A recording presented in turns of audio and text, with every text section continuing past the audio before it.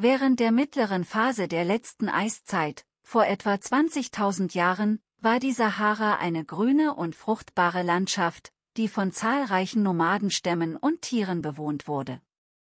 In den Senken bildeten sich zu dieser Zeit große Seen, die später zu den Oasen der Sahara wurden. Diese Region bot den Menschen eine reichhaltige Nahrungsquelle und war ein lebensfreundlicher Raum. Mit dem Ende der letzten Eiszeit, etwa um 12.000 vor Christus, begann sich das Klima drastisch zu verändern, die Temperaturen stiegen, die Eiskappen in Europa zogen sich zurück, und das Klima in Nordafrika erwärmte sich. Dies führte dazu, dass die einst fruchtbare Sahara sich zunehmend in eine Wüste verwandelte. Der Prozess war schrittweise und zog sich bis etwa 8.000 vor Christus hin. Die Wasservorkommen schrumpften, und die Region wurde immer trockener. Diese dramatische Veränderung im Klima zwang viele der dort ansässigen Nomaden, ihre angestammten Gebiete zu verlassen und in fruchtbarere Regionen zu migrieren. Der Nil stellte dabei eine der letzten Zufluchtsmöglichkeiten dar. Menschen zogen sowohl aus den südlichen afrikanischen Regionen als auch aus den Gebieten des Nahen Ostens in das Niltal.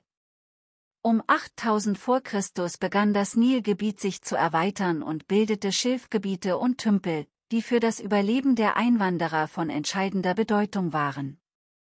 Das Niltal bot noch ausreichend Wasser und Lebensraum, was die Migration in diese Region begünstigte. Die frühen Ägypter, die sich im fruchtbaren Niltal niederließen, stammten aus verschiedenen Regionen und wiesen eine genetische Vielfalt auf. Ihr Aussehen ähnelte den heutigen Bewohnern des Nordsudan, doch es gab auch Einflüsse aus anderen Regionen des afrikanischen Kontinents und dem Nahen Osten. Ab etwa 6000 vor Christus begannen Gruppen aus dem Levante-Raum, dem heutigen Syrien und Palästina, in das Niltal einzuwandern. Diese Völker brachten landwirtschaftliche Techniken mit, die die Entwicklung einer sesshaften Lebensweise begünstigten. Allerdings war der Übergang zu landwirtschaftlicher Lebensweise ein schrittweiser Prozess, der sich bis etwa 4000 vor Christus fortsetzte und zur Entstehung der ägyptischen Zivilisation beitrug. Die ältesten bekannten Bauernansiedlungen in Ägypten befanden sich vor allem im Norden des Landes, doch auch im Süden fanden Archäologen kleinere Friedhöfe, die auf frühe landwirtschaftliche Siedlungen hinweisen. In dieser Zeit entwickelten sich Ackerbau und Viehzucht. Die ersten Bauern Ägyptens bauten vor allem Weizen und Gerste an und begannen, Schafe sowie eine langgehörnte Rinderart zu züchten. Gleichzeitig entstanden in ganz Ägypten eigenständige kulturelle Gemeinschaften. Zu Beginn hatte jeder Bezirk seinen eigenen Gott, wobei viele dieser Gottheiten in Form von Totemtieren verehrt wurden, etwa als Löwe, Krokodil, Pavian oder Ibis. Diese Göttergestalten entwickelten sich später zu Symbolen für die einzelnen Gaue, die Verwaltungseinheiten des ägyptischen Reiches. Insgesamt gab es 42 solcher Gaue, 20 im Niltal und 22 im Delta. Im Laufe der Jahrhunderte vereinigten sich einige dieser Stämme, und um etwa 3000 vor Christus bildeten sich zwei Königreiche. Oberägypten im südlichen Niltal und Unterägypten im fruchtbaren Delta. Diese Unterscheidung beruhte auf den geografischen und wirtschaftlichen Gegebenheiten der beiden Regionen und prägte die ägyptische Geschichte über 3000 Jahre lang. Nach der Vereinigung von Ober- und Unterägypten um etwa 3000 vor Christus begann das erste vereinte ägyptische Reich unter der Herrschaft des ersten Pharaos. Dieser erste Pharao, der traditionell als Narma oder Menes bekannt ist, wird oft als derjenige angesehen, der das Symbol des Doppelkrons, ein Zeichen der Vereinigung der beiden Königreiche, etablierte. Die Vereinigung markiert nicht nur einen politischen Sieg, sondern auch den Beginn eines neuen politischen Systems, das Ägypten über Jahrtausende hinweg prägen sollte. Die frühdynastische Periode, ca. 3100 vor Christus bis ca. 2600 vor Christus. In den ersten Dynastien nach der Vereinigung von Ober- und Unterägypten formte sich eine zentrale Verwaltung, die die Grundlage für die spätere ägyptische Monarchie legte. Nama gilt als eine Schlüsselfigur der ägyptischen Geschichte, da er den Beginn der pharaonischen Ära markierte und die Grundlage für die ägyptische Verwaltung, Kultur und Religion schuf. Unter den frühen Pharaonen wurde eine bürokratische Struktur entwickelt, die es ermöglichte, das Land effektiv zu regieren. Es wurden Amtsstuben und Verwalter in verschiedenen Regionen Ägyptens eingesetzt, die für die Steuereinnahmen, die Organisation von Arbeitskräften und die Verwaltung von Ressourcen zuständig waren. Dies ermöglichte nicht nur eine effektive Kontrolle des Landes, sondern auch die Durchführung monumentaler Bauprojekte, wie zum Beispiel die Gräber und Tempel, die mit der göttlichen Macht der Pharaonen verbunden waren. Die Pharaonen dieser Zeit traten nicht nur als weltliche Herrscher auf, sondern auch als göttliche Vermittler zwischen den Göttern und den Menschen. Der Pharao wurde als Gott auf Erden angesehen und seine Macht war eng mit der göttlichen Ordnung verbunden. Diese religiöse und politische Rolle war fundamental für die ägyptische Gesellschaft und ihre Weltanschauung. Wichtige Pharaonen der ersten Dynastien. Nama, der erste Pharao der ersten Dynastie, der als Gründer des Vereinigten Ägyptischen Reiches gilt. Djoser, dritte Dynastie, ca. 2650 v. Chr. Er ist berühmt für den Bau der ersten Pyramide in Ägypten, die Stufenpyramide von Saqqara. Sie gilt als die früheste Form einer echten Pyramide und markiert den Beginn der monumentalen Baukunst in Ägypten. Djoser setzte wichtige reformatorische Maßnahmen um, die das ägyptische Staatswesen weiter stärkten. Sneferu, vierte Dynastie, ca. 2600 v. Chr. Er war der erste Pharao, der die wahre Pyramide in ihrer klassischen Form errichten ließ. Er baute die Knick-Pyramide und die Rote Pyramide in Daschur, die als die ersten echten Pyramiden gelten und den Weg für die berühmte Pyramide von Gizeh ebneten. Cheops, auch als Khufu bekannt, vierte Dynastie, ca. 2550 v. Chr. Cheops ist der Pharao, der die größte und bekannteste der ägyptischen Pyramiden errichten ließ, die große Pyramide von Gizeh. Diese monumentale Struktur ist eines der 7 Weltwunder der Antike und symbolisiert den Höhepunkt der pharaonischen Architektur und Macht. Chephren, auch als Khafre bekannt, vierte Dynastie, ca. 2520 v. Chr. Chephren ist vor allem für den Bau der zweiten Pyramide von Gizeh und der großen Sphinx von Gizeh bekannt. Er setzte den monumentalen Bauwahn seiner Vorgänger fort und verstärkte die göttliche Ausstrahlung des Pharaonenamtes. Menkaure, vierte Dynastie, ca. 2500 v. Chr. Menkaure, der dritte Pharao der vierten Dynastie, baute die dritte Pyramide von Gizeh, die deutlich kleiner ist als die seiner Vorgänger, aber trotzdem ein Meisterwerk der ägyptischen Architektur darstellt. In dieser frühen Zeit nahm die religiöse Praxis zunehmend eine organisierte Form an. Die ägyptischen Götter wurden nicht nur als übernatürliche Wesen verehrt, sondern als essentielle Teile des täglichen Lebens angesehen. Das Alte Reich, ca. 2600 v. Chr. bis ca. 2150 v. Chr. Mit der dritten Dynastie begann das sogenannte Alte Reich, eine der berühmtesten Perioden in der ägyptischen Geschichte.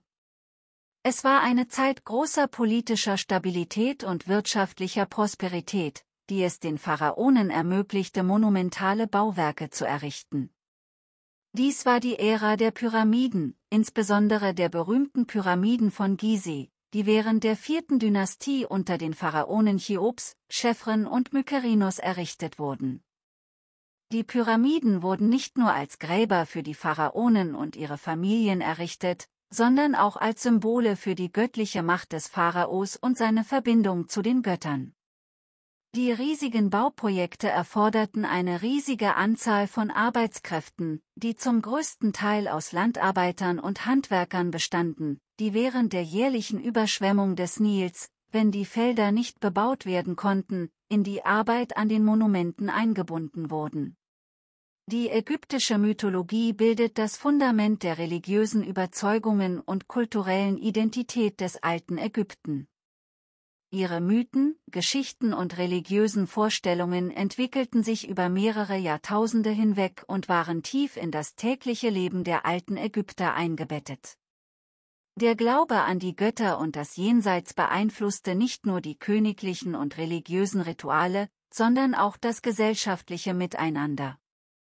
Die ägyptische Religion war götzendienerisch, was bedeutet, dass die alten Ägypter an eine Vielzahl von Göttern glaubten. Das Pantheon der ägyptischen Götter umfasste Hunderte von Gottheiten, die jeweils spezifische Funktionen und Kräfte hatten und oft mit Naturphänomenen, Tieren und sozialen Ordnungen in Verbindung standen. Jede Gottheit verkörperte unterschiedliche Aspekte des Kosmos, des Lebens und des Todes. Einige Götter hatten eine übergeordnete Bedeutung und waren im ganzen Land verehrt, während andere in lokalen Heiligtümern oder von speziellen Gemeinschaften angebetet wurden. Einer der zentralen Aspekte der ägyptischen Mythologie war die Schöpfungsgeschichte, die in verschiedenen Versionen überliefert wurde. Diese Kosmogonien erklären, wie die Welt, die Götter und die Menschen entstanden sind. Die Mythen des alten Ägyptens wurden über viele Jahrhunderte hinweg in einer Vielzahl von Quellen festgehalten. Dazu zählen die Wandmalereien in den Gräbern, die Hieroglyphen-Inschriften auf Tempeln und Denkmälern sowie religiöse Texte wie das Buch der Toten und das Pyramidenbuch. Da die ägyptische Mythologie einen integralen Bestandteil der Religion bildete, war sie eng mit den religiösen Praktiken und Festen verbunden. Mythen dienten oft dazu, die Ordnung der Welt zu erklären und zu rechtfertigen, indem sie den Königen und Priestern eine göttliche Legitimation gaben. In der ägyptischen Kultur war der König, der Pharao, der lebende Gott auf Erden, ein Abbild des Gottes Horus, und durch seine Handlungen wurde das kosmische Gleichgewicht, die sogenannte Ma'et, aufrechterhalten. Die Götter gewährten dem Pharao und seinem Volk Schutz und Ordnung, solange diese ihre religiösen Pflichten erfüllten. Das Konzept der Ma'et, die kosmische Ordnung, Gerechtigkeit und Wahrheit, spielte eine zentrale Rolle in der ägyptischen Weltanschauung. Sie stellte sicher, dass das Universum im Gleichgewicht blieb und dass sowohl die Götter als auch die Menschen ihre Aufgaben erfüllten. Die ägyptische Mythologie entstand nicht isoliert, sondern war das Ergebnis einer langen kulturellen Evolution. Frühgeschichtliche Ägypter, die in kleinen, landwirtschaftlich geprägten Gemeinschaften lebten, entwickelten eine Naturreligion, die auf den Zyklen von Sonne und Nil basierte. Später, mit der politischen Vereinigung Ägyptens und der Entstehung der ersten großen Reiche, wurde die Religion komplexer und die Götterwelt hierarchischer. Die ägyptische Religion entwickelte sich auch in Wechselwirkung mit anderen Kulturen, insbesondere durch Handelsbeziehungen und Kriege. So beeinflussten etwa die vorderasiatischen Religionen des 2. Jahrtausends vor Christus den ägyptischen Glauben, während umgekehrt ägyptische Gottheiten wie Isis und Osiris später in der griechisch-römischen Welt verehrt wurden. Die ägyptische Kosmogonie, also die Schöpfungslehre, war ein zentraler Aspekt der Religion und Mythologie des alten Ägyptens. Verschiedene theologische Schulen entwickelten eigene Schöpfungsmythen, die alle das gleiche Ziel verfolgten. Sie wollten erklären, wie das Universum und das Leben entstanden sind. Diese Kosmogonien basierten auf den Vorstellungen über den Ursprung der Welt und die Rolle der Götter bei der Erschaffung der Ordnung. Es gibt 3 Hauptschöpfungsmythen, die mit den theologisch und politisch bedeutenden Städten Hermopolis, Heliopolis und Memphis verbunden sind. Die hermopolitanische Kosmogonie stammt aus der Stadt Hermopolis oder auf Ägyptisch, Khemenu, die im mittleren Ägypten liegt und als religiöses Zentrum für den Gott Tod diente. Diese Lehre basiert auf der Vorstellung, dass die Welt aus einem ursprünglichen Chaos entstand, das als nun bekannt ist, ein formloser, wässriger Abgrund.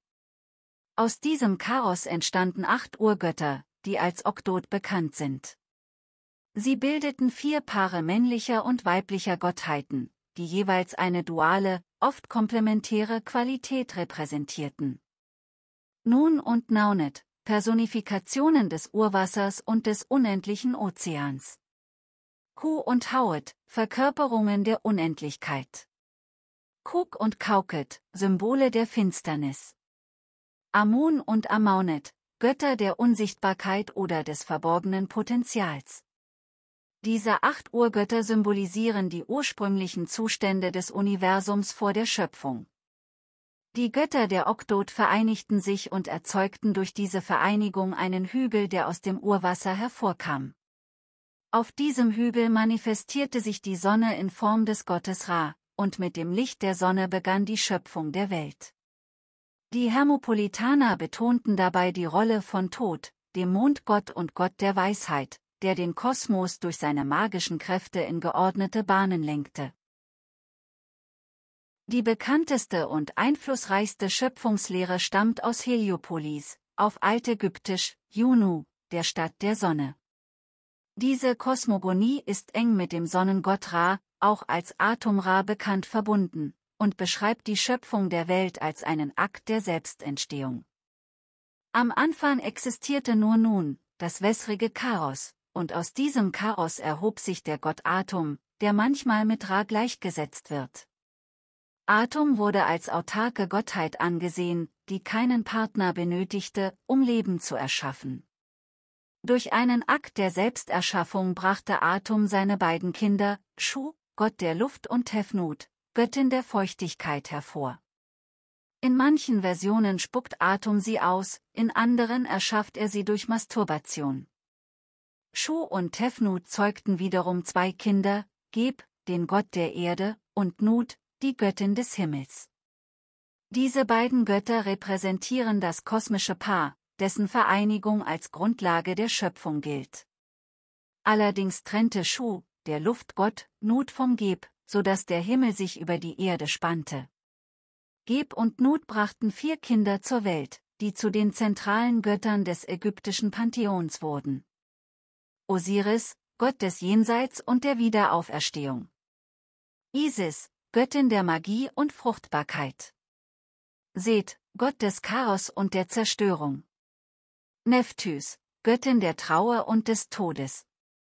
Diese Götterfamilie, die sogenannte Enneade von Heliopolis, spielte eine zentrale Rolle in den ägyptischen Mythen und war besonders in den Mythen um Osiris und Isis von großer Bedeutung. Ra-Atum als Schöpfergott war für die Aufrechterhaltung der Ma'et, der kosmischen Ordnung, verantwortlich, indem er jeden Tag die Sonne neu erschuf und sie durch den Himmel führte. In der Stadt Memphis oder auf Ägyptisch, Men-Nefer, die im Alten Reich politisch und religiös von großer Bedeutung war, entwickelte sich eine dritte wichtige Schöpfungslehre, die sich von den vorherigen deutlich unterscheidet. Diese Lehre fokussiert sich auf den Gott Ptah, der als Schöpfergott und Patron der Handwerker und Künstler galt. Nach der memphitischen Kosmogonie schuf Ptah die Welt nicht durch physische Handlungen oder Selbstgeburt, sondern durch das Wort und den Gedanken. Diese Vorstellung verbindet Ptah mit der Idee, dass der Schöpfungsprozess ein intellektueller und sprachlicher Akt ist. Zunächst dachte Ptah das Universum in seinem Herzen, das bei den Ägyptern als Sitz des Denkens galt, und dann sprach er die Dinge in die Existenz. Dieser Schöpfungsprozess steht in enger Verbindung mit der Macht des Wortes und der Sprache, ein Konzept, das in der ägyptischen Religion von grundlegender Bedeutung war. In dieser Lehre werden Atum und die anderen Götter als Aspekte seiner schöpferischen Kraft angesehen. Ptah, der durch den göttlichen Plan die Grundlage für das Universum legte, wird in dieser Kosmogonie als der höchste Schöpfergott verehrt, der sowohl die physischen als auch die spirituellen Aspekte der Schöpfung umfasst. Wie bereits erwähnt, bestand die ägyptische Götterwelt aus einer Vielzahl von Göttern, die alle unterschiedliche Funktionen und Attribute besaßen. Diese Götter wurden in mythologischen Geschichten dargestellt, die oft Konflikte zwischen den Mächten der Ordnung und des Chaos thematisierten. Amun, dessen Name der Verborgene bedeutet, begann als Lokalgott in Theben, wurde jedoch im Laufe der Zeit zu einer der mächtigsten Gottheiten des ägyptischen Pantheons. Seine Bedeutung wuchs insbesondere während des Mittleren und Neuen Reichs, als Theben zur Hauptstadt wurde. Amun wurde oft mit Ra verschmolzen, um die Gottheit Amun-Ra zu formen, die als der König der Götter angesehen wurde. Als Amun-Ra verkörperte er sowohl die unsichtbare, verborgene Kraft des Universums als auch die lebensspendende Kraft der Sonne. Amun wurde als Schöpfergott verehrt, der das Universum durch seinen Willen und seine Kraft ordnete. Er war der Schutzgott der Pharaonen, was dazu führte, dass seine Priesterschaft großen politischen Einfluss erlangte. Der Tempel von Amun in Karnak ist eines der größten religiösen Bauwerke der Welt und zeugt von seiner Bedeutung. Ra, der Sonnengott, war einer der ältesten und am meisten verehrten Götter des alten Ägyptens. Als Personifikation der Sonne war er das Zentrum des ägyptischen Glaubens und Symbol der Ma'at, der Ordnung und des Lebens. Ra durchquerte täglich den Himmel auf seiner Sonnenbarke und kämpfte in der Nacht gegen die Mächte des Chaos, insbesondere gegen den Schlangendämon Apophis. In verschiedenen Schöpfungsmythen wird Ra als der erste Gott beschrieben, der aus dem Urwasser nun auftaucht und die Welt erleuchtet. Ra wurde oft in Verbindung mit anderen Göttern wie Horus, Re-Harachte und Amun-Amun-Ra verehrt. Sein täglicher Zyklus des Sonnenauf- und Untergangs symbolisierte die zyklische Natur des Lebens und des Todes. Osiris war eine der zentralen Figuren der ägyptischen Mythologie und spielte eine entscheidende Rolle im Konzept von Tod und Wiedergeburt. Ursprünglich ein Gott der Fruchtbarkeit und Landwirtschaft, wurde Osiris später zum Gott des Jenseits und der Wiederauferstehung. Seine Geschichte symbolisiert den Übergang von Leben zu Tod und die Möglichkeit des ewigen Lebens durch Wiedergeburt. Osiris war der Sohn des Erdgottes Geb und der Himmelsgöttin Nut und der Bruder von Isis, Seth und Nephthys. Der Mythos um Osiris ist eng mit seiner Ehefrau und Schwester Isis sowie ihrem Sohn Horus verknüpft. Dieser Mythos ist einer der wichtigsten und am weitesten verbreiteten in der ägyptischen Religion. Nach der heliopolitanischen Kosmogonie wurde Osiris als gerechter und gütiger König über Ägypten angesehen, der den Menschen Zivilisation, Gesetze und den Ackerbau brachte. Sein Bruder Seth, der Gott des Chaos und der Wüste, war jedoch neidisch auf Osiris' Macht und Ruhm. In einer Intrige ermordete er Osiris, indem er ihn in einen Sarkophag sperrte und diesen in den Nil warf. Isis, die mächtige Göttin der Magie, machte sich auf die Suche nach dem Körper ihres Ehemannes, fand ihn und brachte ihn zurück. Doch Seth entdeckte den Leichnam, zerschnitt ihn in 14 Teile und verstreute diese über ganz Ägypten. Unerschütterlich setzte Isis die Teile des Körpers zusammen und mit Hilfe von Anubis, dem Gott der Einbalsamierung und ihrer Magie, gelang es ihr, Osiris wiederzubeleben. Diese Wiederbelebung war jedoch nicht vollständig und so wurde Osiris der Herrscher der Unterwelt, wo er über die Seelen der Verstorbenen wachte. Dieser Mythos symbolisiert den Kreislauf von Tod und Wiedergeburt, ein zentrales Thema in der ägyptischen Religion. Osiris war der erste Gott, der den Tod überwand, und so wurde er zum Inbegriff des Lebens nach dem Tod. Für die alten Ägypter bot er die Hoffnung auf ein Weiterleben im Jenseits, wenn man wie Osiris das Totengericht bestehen konnte. Im ägyptischen Glauben musste jede Seele nach dem Tod das Totengericht durchlaufen, um in das ewige Leben eintreten zu können. Das Buch der Toten beschreibt diesen Prozess im Detail. Die Seele des Verstorbenen wurde von Anubis vor Osiris und 42 Richter geführt. Dort wurde das Herz des Verstorbenen gegen die Feder der Ma'at, die Göttin der Wahrheit und Gerechtigkeit, aufgewogen. Wenn das Herz leichter oder gleich schwer wie die Feder war, dürfte der Verstorbene in das Reich des Osiris eintreten und ewiges Leben genießen. War das Herz jedoch schwerer, weil es mit Sünden belastet war, wurde es von der Dämonin Amit, einem Mischwesen aus Krokodil, Löwe und Nilpferd, verschlungen. In diesem Fall war die Seele endgültig vernichtet, und es gab keine Chance auf Wiedergeburt. Osiris als Richter der Toten war somit nicht nur eine Gottheit, die für den Tod und die Unterwelt stand, sondern auch ein Symbol für Gerechtigkeit und das gerechte Urteil im Jenseits. Isis war eine der mächtigsten und beliebtesten Gottheiten des ägyptischen Pantheons. Ihre Verehrung erstreckte sich weit über Ägypten hinaus und erreichte in der griechisch-römischen Welt große Beliebtheit. Sie war die Schwester und Ehefrau von Osiris und die Mutter von Horus, dem Himmelsgott. Sie repräsentierte viele Facetten des weiblichen und mütterlichen Prinzips und war besonders für ihre Macht der Magie bekannt. Sie spielte eine zentrale Rolle in der Wiederbelebung von Osiris und der Geburt von Horus, was ihr den Ruf als Meisterin der Magie einbrachte. Sie war eine Schutzgöttin, die über die Menschen wachte, insbesondere über Frauen, Kinder und den Pharao. In der Kunst wurde sie oft mit einem Thron auf dem Kopf dargestellt, was ihren Status als Königin der Götter symbolisierte, oder mit Flügeln, die Schutz und Trost boten. Isis war nicht nur eine Göttin der Fruchtbarkeit und der Geburt, sondern auch eine Heilerin. Sie galt als eine Göttin, die durch Magie Krankheiten heilen und Feinde überwinden konnte. Ihre Macht wurde auch mit den kosmischen Kräften in Verbindung gebracht, und sie war in der Lage, das Geheimnis des göttlichen Namens von Ra zu erfahren, indem sie den alten Sonnengott heilte. In dieser Geschichte schuf Isis eine magische Schlange, die Rabis. Nur durch die Enthüllung seines wahren Namens konnte Ra geheilt werden, und so erlangte Isis immense Macht über das Universum. Nach dem Tod von Osiris erzog Isis ihren Sohn Horus in den Sümpfen des Nildeltas, versteckt vor Seth. Ihre Fürsorge und der Schutz ihres Sohnes machten sie zur Verkörperung der idealen Mutter. Dieser Aspekt der Isis wurde besonders in der römischen Zeit populär, als Isis als universale Mutter verehrt wurde. Sie war auch eng mit den Pharaonen verbunden, da sie als göttliche Mutter des Königs angesehen wurde. Der Pharao wurde oft als Inkarnation von Horus angesehen, und Isis war diejenige, die ihn nährte und beschützte. Der Glaube an die Macht von Isis und ihren Schutz reichte bis in die griechisch-römische Zeit, in der sich der Kult der Isis über das gesamte Mittelmeer ausbreitete.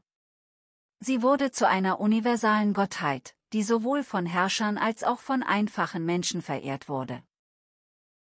Lasst uns in diesem Kontext noch einmal näher auf Seth eingehen, denn als Kontrast zu den ordnenden und lebensspendenden Göttern wie Osiris und Ra, repräsentierte Seth die zerstörerischen Kräfte des Universums.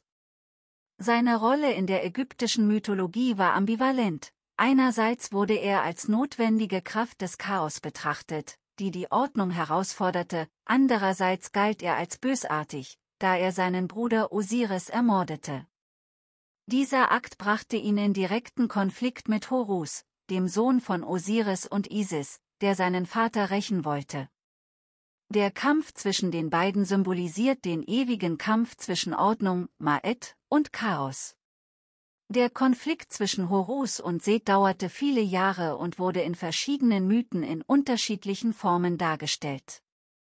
In einem besonders bekannten Mythos traten Horus und Seth in einer Reihe von Duellen gegeneinander an, die sowohl physische Kämpfe als auch magische Wettbewerbe umfassten. Schließlich wurde Horus von den Göttern als rechtmäßiger Herrscher Ägyptens anerkannt, und Seth wurde ins Exil geschickt. Trotz seines schlechten Rufs in vielen Mythen hatte Seth auch positive Aspekte. In manchen Traditionen wurde er als Beschützer des Sonnengottes Ra angesehen, besonders während dessen nächtlicher Reise durch die Unterwelt. In dieser Rolle kämpfte Seth gegen den Schlangendämon Apophis, der versuchte Ra zu vernichten und damit die Ordnung des Universums zu zerstören.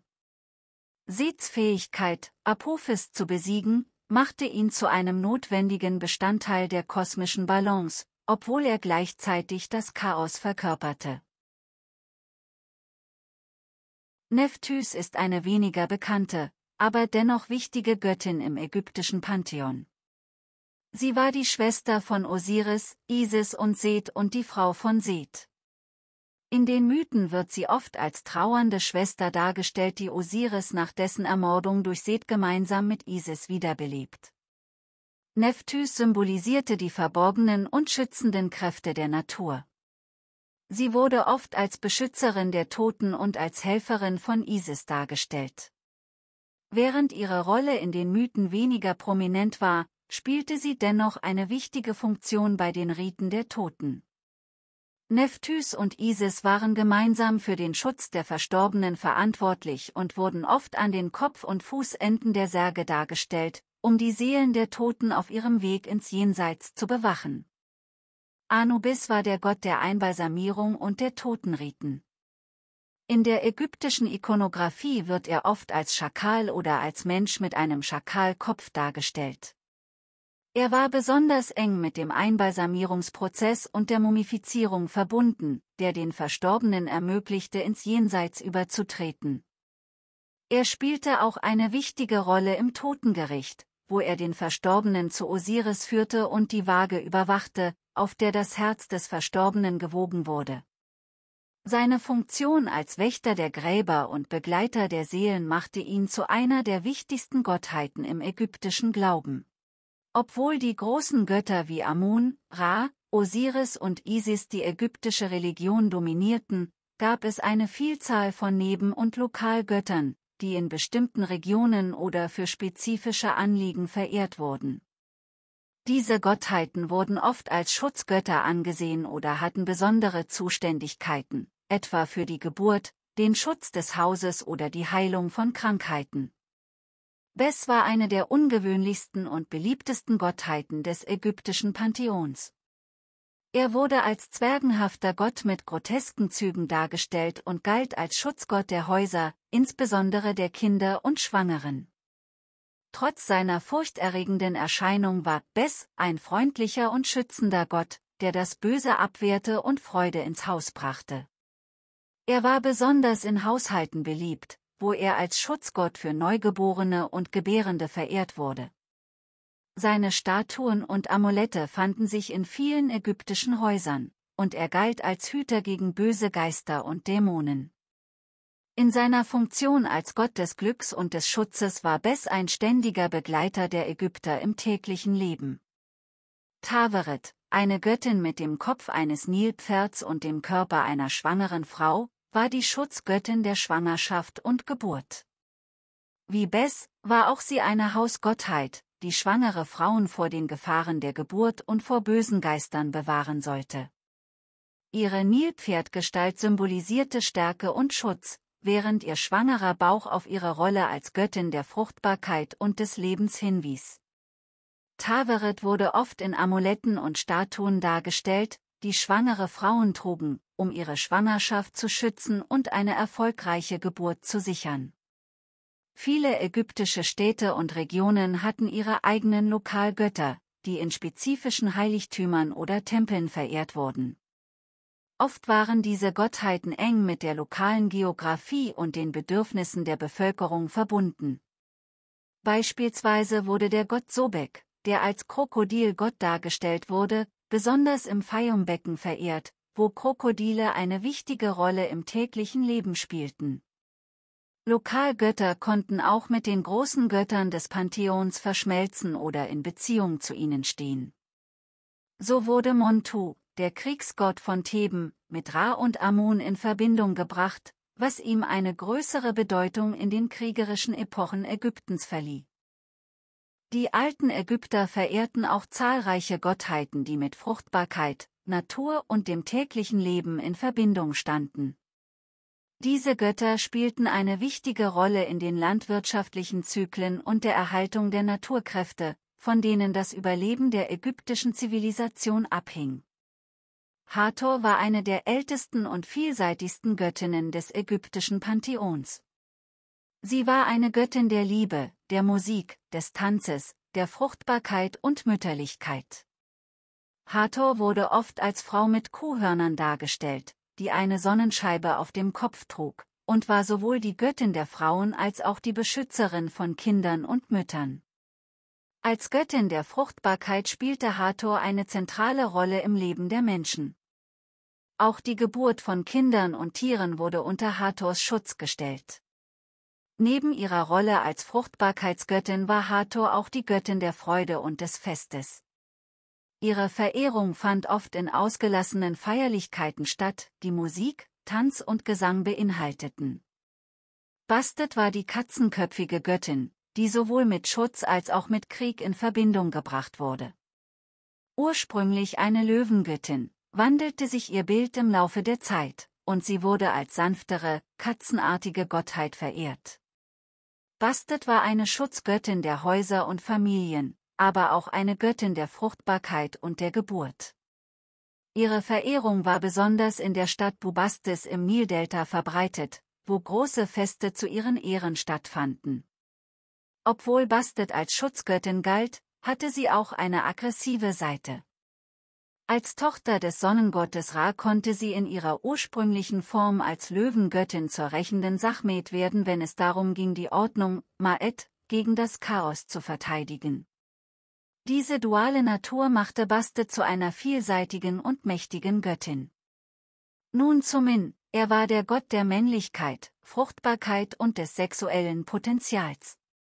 Er wurde häufig als Mann mit erigiertem Phallus dargestellt und galt als Patron der Fruchtbarkeit, insbesondere der männlichen Fortpflanzungskraft.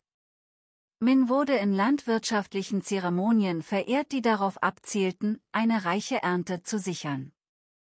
Er wurde auch als Schutzgott der Wüstenreisen und Karawanen angesehen, was auf seine Funktion als Gott der Grenzen und Übergänge hinweist.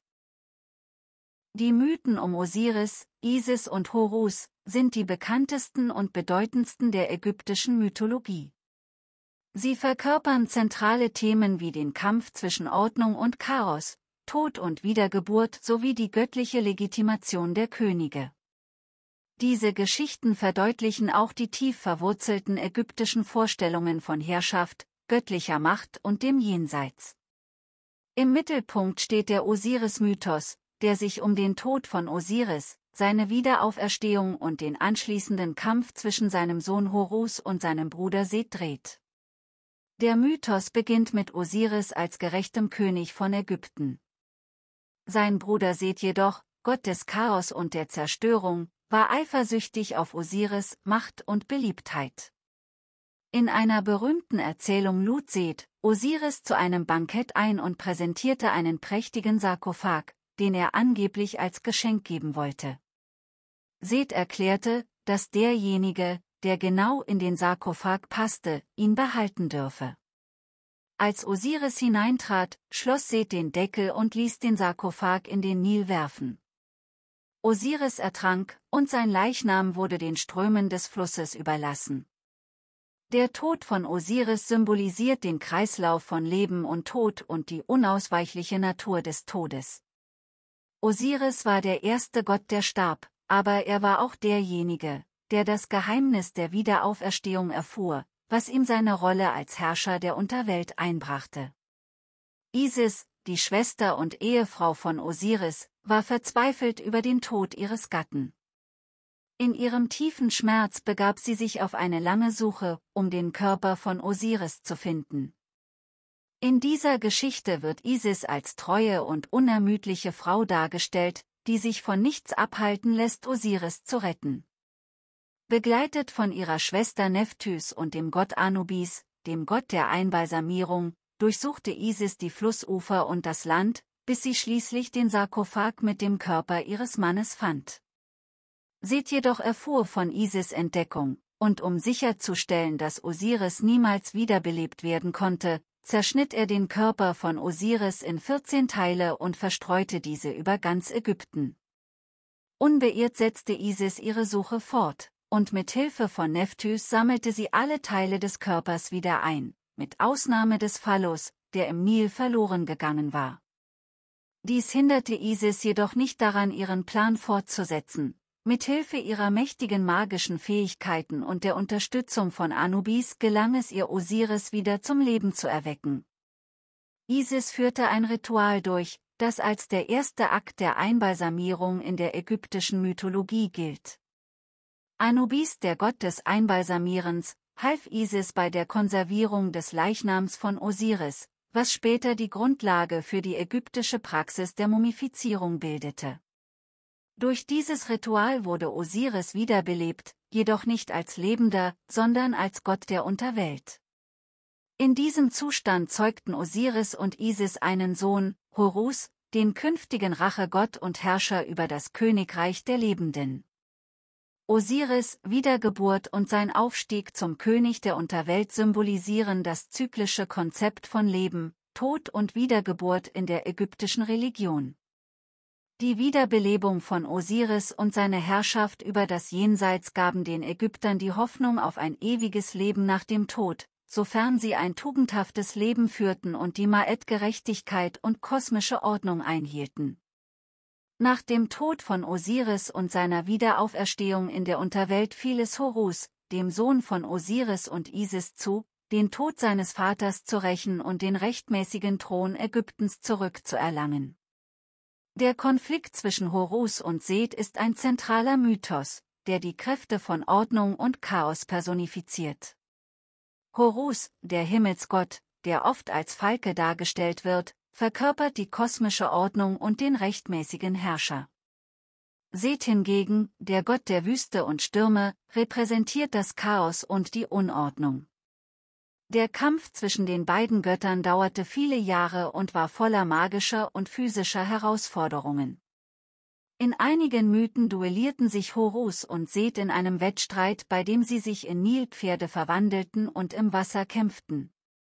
In einer anderen Version stachen sie sich gegenseitig die Augen aus. Horus verlor sein linkes Auge, das später als das Auge des Horus bekannt wurde, ein mächtiges Schutzsymbol in der ägyptischen Kultur. Dieser langwierige Kampf hatte schließlich ein göttliches Gericht zur Folge, bei dem die Götter über den rechtmäßigen Herrscher Ägyptens entschieden. Ra, der Sonnengott, wollte zunächst Seth begünstigen, da dieser ihm bei der nächtlichen Verteidigung der Sonnenbarke gegen den Dämon Apophis geholfen hatte. Doch schließlich setzte sich Isis zugunsten ihres Sohnes durch, und dieser wurde als rechtmäßiger König Ägyptens anerkannt. Seth wurde verbannt, doch seine Rolle als Gott des Chaos blieb weiterhin eine notwendige Kraft im kosmischen Gleichgewicht. Der Mythos von Horus und Seth symbolisiert den ewigen Kampf zwischen den Kräften der Ordnung und des Chaos, der in der ägyptischen Religion eine zentrale Rolle spielt. Horus, der als rechtmäßiger Herrscher Ägyptens gilt, verkörpert das Prinzip der Ma'at und die Wiederherstellung der kosmischen Ordnung. Der Pharao wurde oft als Inkarnation von Horus angesehen, und der Horus-Mythos diente als göttliche Legitimation für die Herrschaft des Königs. Horus' Sieg über Seth stellte sicher, dass die Ma'at, die göttliche Ordnung aufrechterhalten wurde und das Chaos in Schach gehalten blieb. Das Auge des Horus, das im Kampf verloren ging und später von Tod geheilt wurde, wurde zu einem wichtigen Schutzsymbol, das sowohl im Jenseits als auch im Leben der Ägypter eine bedeutende Rolle spielte. In der Praxis diente der Mythos von Horus und Seth als Modell für den idealen Herrscher und den Pharao, der als lebender Horus die Ordnung auf Erden aufrechterhielt. Gleichzeitig zeigte der Mythos, dass das Chaos, verkörpert durch Seth, niemals vollständig besiegt werden konnte, sondern Teil der natürlichen Welt und des kosmischen Gleichgewichts war. In der altägyptischen Religion spielte der Pharao eine zentrale Rolle als Vermittler zwischen den Göttern und den Menschen. Er galt nicht nur als politischer und militärischer Führer, sondern auch als eine göttliche Figur, die die kosmische Ordnung, die sogenannte Ma'at, aufrechterhielt. Die göttliche Legitimation des Pharaos war tief in den religiösen Überzeugungen der Ägypter verankert und wurde durch Mythen und Rituale unterstützt, die seine Verbindung zu den Göttern betonten.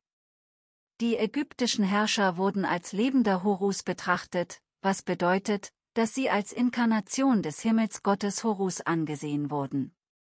Dieser Titel verband den Pharao mit dem Mythos von Horus, der seinen Vater Osiris rächte und die Ordnung wiederherstellte, indem er Seth, den Gott des Chaos, besiegte. Horus, der Gott des Himmels und der Könige, verlieh dem Pharao die Macht, über Ägypten zu herrschen, und symbolisierte die göttliche Bestimmung des Königs, das Land zu schützen und zu regieren. Bei der Krönung des Pharaos wurde dieser offiziell als Horus anerkannt, indem er den Horus-Namen erhielt, einen von 5 königlichen Titeln, die seine göttliche Natur und seine Verbindung zu den Göttern betonten. Der Pharao hatte die Aufgabe, die Ma'et, die kosmische Ordnung und Gerechtigkeit aufrechtzuerhalten, was durch gerechte Herrschaft, Schutz des Volkes und religiöse Frömmigkeit erreicht wurde. Neben seiner Verbindung zu Horus wurde der Pharao auch als Sohn des Sonnengottes Ra verehrt.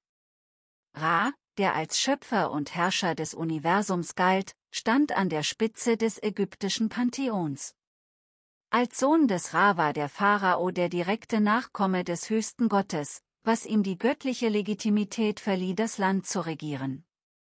Diese Vorstellung wurde durch zahlreiche Inschriften und Darstellungen auf Tempeln und Denkmälern verstärkt, die den Pharao zusammen mit Ra zeigen.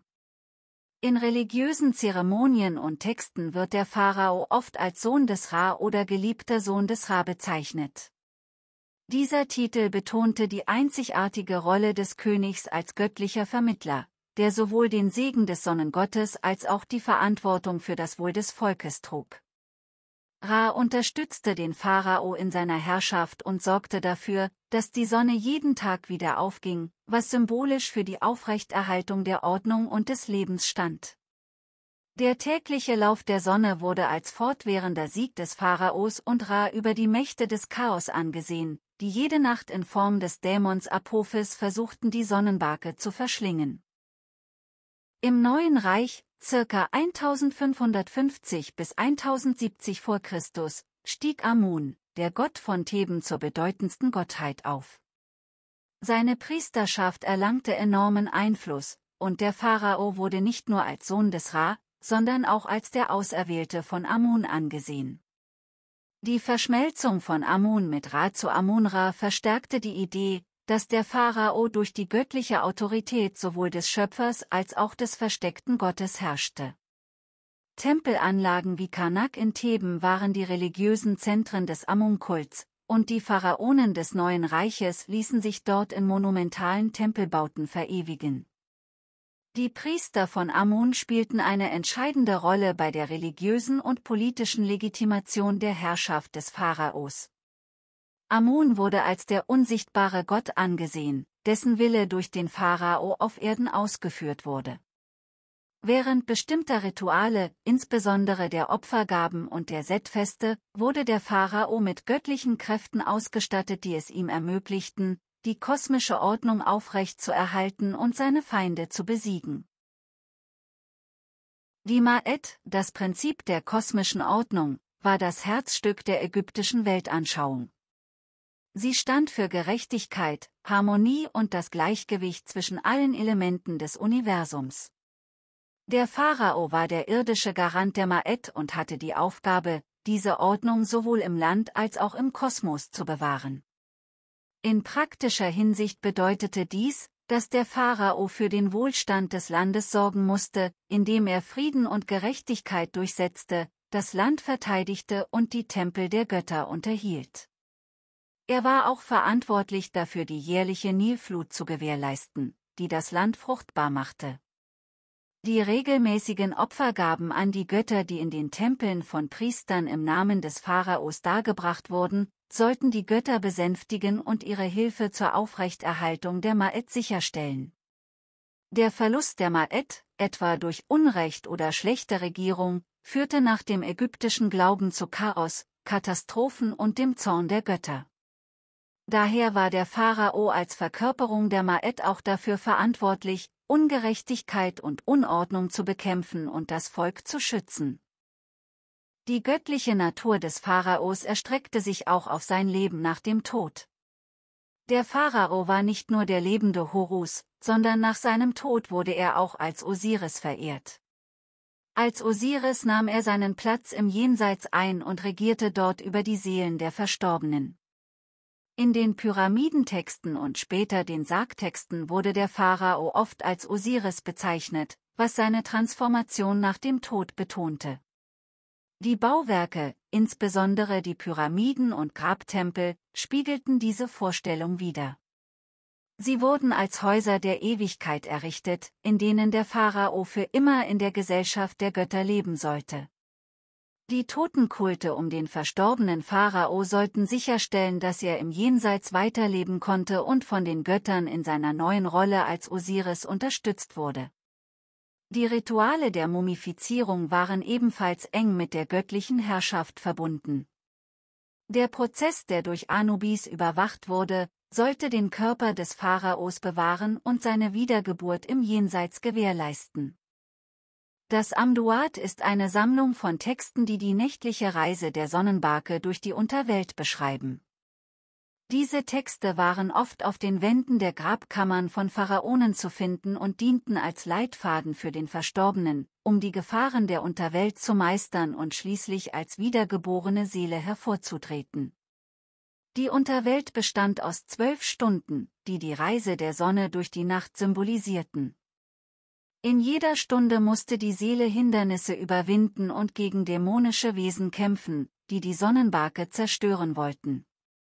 In der 6. Stunde erreichte die Sonne den tiefsten Punkt der Unterwelt, wo sie auf Osiris traf. Die Wiedervereinigung der Sonne mit Osiris symbolisierte die Wiedergeburt und den Triumph über den Tod. Der Pharao, der in den Gräbern oft mit den Texten des Amduat beigesetzt wurde, sollte mithilfe dieser Anweisungen sicher durch die Unterwelt reisen und schließlich das ewige Leben erlangen. Diese Reise war sowohl ein symbolischer als auch ein realer Ausdruck der Vorstellung von Tod und Wiedergeburt, die in der ägyptischen Religion zentral war. Auch das Buch der Toten ist eine bedeutende Sammlung von altägyptischen Texten, die den Verstorbenen im Jenseits führen und ihnen den Zugang zum ewigen Leben ermöglichen sollten. Es besteht aus einer Reihe von Zaubersprüchen, Hymnen und magischen Anweisungen, die dazu dienten, den Verstorbenen vor den Gefahren und Herausforderungen im Reich der Toten zu schützen. Der ägyptische Name für das Buch der Toten lautet Reise in das Licht oder Kapitel des Herausgehens bei Tag, Unu Peret Emheru. Die moderne Bezeichnung Buch der Toten wurde von westlichen Gelehrten geprägt, insbesondere nach der Entdeckung und Übersetzung des Textes im 19. Jahrhundert. Das Werk entwickelte sich über mehrere Jahrhunderte und enthält Texte, die auf ältere Traditionen, wie die Pyramidentexte des Alten Reiches und die Sargtexte des Mittleren Reiches zurückgehen. Im Neuen Reich erreichte das Buch der Toten seine endgültige Form. Die Sprüche des Buches wurden typischerweise auf Papyrusrollen niedergeschrieben und dem Verstorbenen in das Grab gelegt, oft zusammen mit weiteren Beigaben wie Amuletten und anderen Gegenständen, die die spirituelle Reise unterstützen sollten. Es handelte sich nicht um ein einzelnes, festgelegtes Buch, sondern um eine Sammlung von Texten, die je nach individuellen Bedürfnissen und Wünschen des Verstorbenen zusammengestellt wurden. Das Buch der Toten umfasst 192 Sprüche, wobei nicht in jeder Version alle Sprüche enthalten sind. Diese Sprüche decken verschiedene Aspekte der Jenseitsreise ab, angefangen von Schutzformeln gegen böse Geister bis hin zu Anleitungen für die Kommunikation mit den Göttern. Viele dieser Texte sind Gebete an Götter wie Osiris, den Gott der Unterwelt, sowie an Ra, den Sonnengott. Sie sind oft in präziser, fast formelhafter Sprache verfasst, um sicherzustellen, dass die magischen Kräfte der Worte in der richtigen Weise aktiviert werden. Viele der Sprüche des Buches der Toten waren darauf ausgelegt, den Verstorbenen durch die gefährlichen und verwirrenden Regionen des Jenseits zu führen. Das Jenseits, bekannt als Duat, war ein komplexes Reich, durch das der Verstorbene reisen musste, um sein endgültiges Ziel zu erreichen, das Leben im Feld der Binsen, einer paradiesischen Landschaft, in der er ein glückliches, ewiges Leben führen konnte. Die Sprüche dienten als Anleitung, um das Jenseits sicher zu durchqueren, indem sie dem Verstorbenen die Namen der wichtigen Tore, Dämonen und Götter verrieten, die er auf seinem Weg treffen würde. Ein weiterer zentraler Aspekt des Buches der Toten ist der Schutz vor den verschiedenen Wesen und Gefahren, die im Jenseits lauerten. Dazu gehören feindliche Geister, gefährliche Tiere und andere dämonische Kreaturen, die dem Verstorbenen schaden wollten. Viele Sprüche beinhalteten daher Schutzformeln, die den Verstorbenen befähigen sollten, diese Gefahren zu umgehen oder zu besiegen. Ein Beispiel dafür ist der Sonnengott Ra, der auf seiner nächtlichen Reise durch die Unterwelt auf den Schlangendämon Apophis trifft, der Chaos und Zerstörung verkörpert. In einigen Versionen des Buches der Toten wird beschrieben, wie der verstorbene Ra im Kampf gegen Apophis unterstützt. Die Verbindung zur Sonnengottheit Ra ist ebenfalls ein bedeutender Aspekt des Buches der Toten. Die tägliche Reise der Sonne über den Himmel und ihre nächtliche Wanderung durch die Unterwelt spiegelte den Kreislauf von Leben und Tod wider.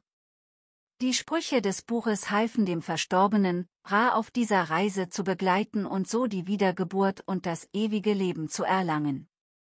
Es wurde angenommen, dass der Verstorbene, wenn er den richtigen Spruch an den richtigen Stellen rezitierte, sich mit der Sonne vereinigen und ihre tägliche Auferstehung teilen würde. Eine wichtige symbolische Rolle im Buch der Toten spielt auch die Wiedervereinigung mit Osiris. Osiris, der Gott des Jenseits und der Wiedergeburt, wurde selbst durch den Tod und die Auferstehung mythologisch dargestellt. Sein eigener Tod und seine Wiederbelebung durch die Göttin Isis galten als Modell für das Schicksal jedes Verstorbenen. Viele Sprüche im Buch der Toten zielen darauf ab, den Verstorbenen in den Zustand des Osiris En zu überführen, wobei En den Namen des Verstorbenen bezeichnete. Durch diese Identifikation mit Osiris hoffte man, dass der Verstorbene ebenfalls den Tod überwinden und ewiges Leben erlangen könnte. Das Buch der Toten spielte also eine zentrale Rolle im ägyptischen Bestattungsritual und reflektierte die tief verwurzelten religiösen Vorstellungen über Tod, Wiedergeburt und die Aufrechterhaltung der Ma'at im Universum. Die alten Ägypter glaubten fest daran, dass der Tod nicht das Ende, sondern der Übergang zu einem neuen Leben war. Doch dieses neue Leben musste verdient werden, indem man die Gefahren und Prüfungen des Jenseits erfolgreich überstand. Das Buch der Toten war daher ein unerlässlicher Leitfaden, um das ewige Leben zu erlangen und sicherzustellen, dass der Verstorbene die himmlische Belohnung des Lebens nach dem Tod genießen konnte. Adelige und wohlhabende Ägypter ließen sich ihre eigenen Versionen des Buches der Toten anfertigen, die manchmal spezielle Sprüche enthielten, die für ihre eigenen Überzeugungen oder Wünsche von Bedeutung waren. Diese persönlich gestalteten Papyri waren oft reich verziert und enthielten detaillierte Illustrationen, die Szenen aus dem Jenseits und das Totengericht zeigten. Diese Vignetten, wie sie genannt werden, waren visuelle Darstellungen der Sprüche und sollten dem Verstorbenen helfen, sich die wichtigen Schritte und Rituale auf seiner Reise besser vorzustellen. Nicht alle Versionen des Buches der Toten waren jedoch reich verziert. Ärmeren Ägyptern, die sich die aufwendigen Papyrusrollen nicht leisten konnten, standen einfachere Formen zur Verfügung, wie zum Beispiel Amulette oder kleine Stelen, auf denen die wichtigsten Sprüche eingraviert waren. Diese Schutzgegenstände enthielten oft die zentralen Texte des Buches, die den Verstorbenen im Jenseits halfen, die entscheidenden Prüfungen zu bestehen. Die Tempel im alten Ägypten waren nicht nur religiöse Gebäude, sondern kosmische Orte, die als Häuser der Götter galten. Sie spielten eine zentrale Rolle im täglichen Leben der Ägypter und bildeten das Herzstück der Verbindung zwischen den Menschen und den Göttern. In den Tempeln wurden die Götter verehrt, kosmische Rituale durchgeführt und die göttliche Ordnung, die Ma'at, aufrechterhalten. Die Ägypter glaubten, dass die Götter in ihren Statuen in den Tempeln lebten, und deshalb war es wichtig, diese Orte sauber und gepflegt zu halten und regelmäßige Opfer darzubringen. Ein ägyptischer Tempel war nicht nur ein Gebäude, in dem Rituale stattfanden, sondern symbolisierte das Universum selbst. Seine Architektur war so gestaltet, dass sie die Schöpfungsgeschichte widerspiegelte. Der Tempel galt als Abbild des Urhügels, auf dem sich der Schöpfungsgott aus dem Nun erhob. In den Tempelhöfen standen oft heilige Seen, die das Urwasser darstellten, aus dem das Leben entstanden war. Der Zugang zum Allerheiligsten, wo die Statue der Gottheit stand, war streng begrenzt und den höchsten Priestern vorbehalten. Der Pharao selbst war der oberste Priester und galt als derjenige, der die Rituale symbolisch durchführte. Seine Pflichten bestanden darin, die kosmische Ordnung zu bewahren, indem er den Göttern Opfer brachte und Tempel errichtete. Die Ägypter führten tägliche Rituale und Opfergaben durch, um die Götter zu besänftigen und ihre Gunst zu erlangen. Diese Rituale sollten die Ma'et aufrechterhalten und verhindern, dass das Chaos die Ordnung des Universums bedrohte. Im Mittelpunkt dieser Rituale stand das Darbringen von Opfern an die Götter. Die Priester brachten den Gottheiten Speisen, Getränke, Blumen und andere Gaben dar, um ihre göttliche Präsenz in den Tempeln zu sichern und ihre Unterstützung für das Volk zu erbitten. Die tägliche Pflege der Götterstatue war ein wesentlicher Bestandteil der religiösen Praxis. Jeden Morgen öffneten die Priester das Heiligtum, wuschen die Statue und kleideten sie neu ein. Anschließend wurden ihr Speisen und Getränke dargeboten. Diese Ritualhandlungen symbolisierten die Wiederherstellung der göttlichen Kraft und die Erneuerung der Verbindung zwischen den Göttern und der irdischen Welt. Neben den täglichen Ritualen gab es eine Vielzahl von religiösen Festen im ägyptischen Kalender. Diese Feste konnten lokal oder landesweit gefeiert werden und waren oft mit der Verehrung bestimmter Götter oder kosmischer Ereignisse verbunden. Zu den wichtigsten Festen gehörte das Opet-Fest, das zu Ehren des Gottes Amun gefeiert wurde, sowie das Set-Fest, das den göttlichen Herrschaftsanspruch des Pharaos erneuerte. Es gab verschiedene Priesterämter, die in einem strengen hierarchischen System organisiert waren. Der Hohepriester, der oft den Titel erster Prophet trug, stand an der Spitze des Tempelkults und war die wichtigste religiöse Figur neben dem Pharao. Er war für die Organisation der Tempelzeremonien und die Verwaltung des Tempelbesitzes verantwortlich. Unter ihm arbeiteten eine Vielzahl von Priestern, die jeweils spezifische Aufgaben übernahmen, wie das Reinigen der Götterstatuen, das Opfern oder das Rezitieren heiliger Texte. Die Priester lebten meist nicht dauerhaft im Tempel, sondern verrichteten ihren Dienst in Schichten, die oft einen Monat dauerten.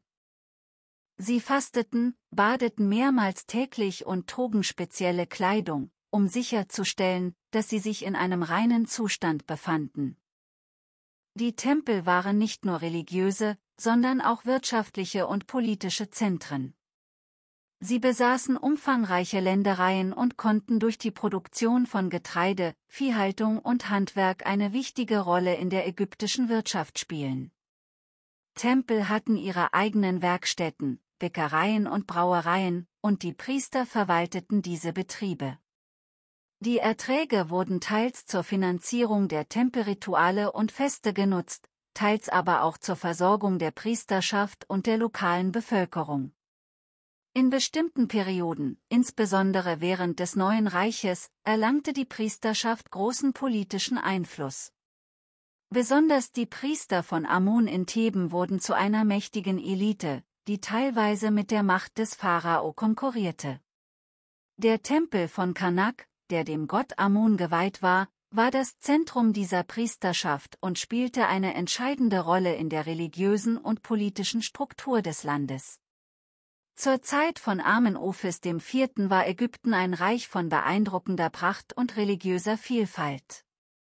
In der 18. Dynastie wurden die Pharaonen nicht nur als weltliche Herrscher, sondern auch als göttliche Vermittler zwischen den Menschen und den Gottheiten verehrt. Der zentrale Gott des ägyptischen Pantheons war Amun, der mit Ra, dem Sonnengott, verbunden wurde. Amun war der Schöpfergott von Theben, der in den Tempeln der prächtigen Hauptstadt Ägyptens verehrt wurde. Theben, das religiöse Zentrum des Reiches, war gleichzeitig auch der Sitz der mächtigen Priesterschaft, die eine immense politische und ökonomische Macht ausübte. Die Priester des Amun-Kults kontrollierten gewaltige Ländereien und Einflussbereiche, und ihre Unterstützung oder Ablehnung konnte die Herrschaft eines Pharaos festigen oder untergraben. Doch trotz der Stabilität, die das Amun-Priestertum dem Reich bot, schwelten unter der Oberfläche Spannungen, die bald zu einer der dramatischsten religiösen Umwälzungen der ägyptischen Geschichte führen sollten. Amenophes IV., der zukünftige Echnaton, sollte diese Umwälzung auslösen. Schon als junger Mann soll er eine besondere Beziehung zur Sonne entwickelt haben.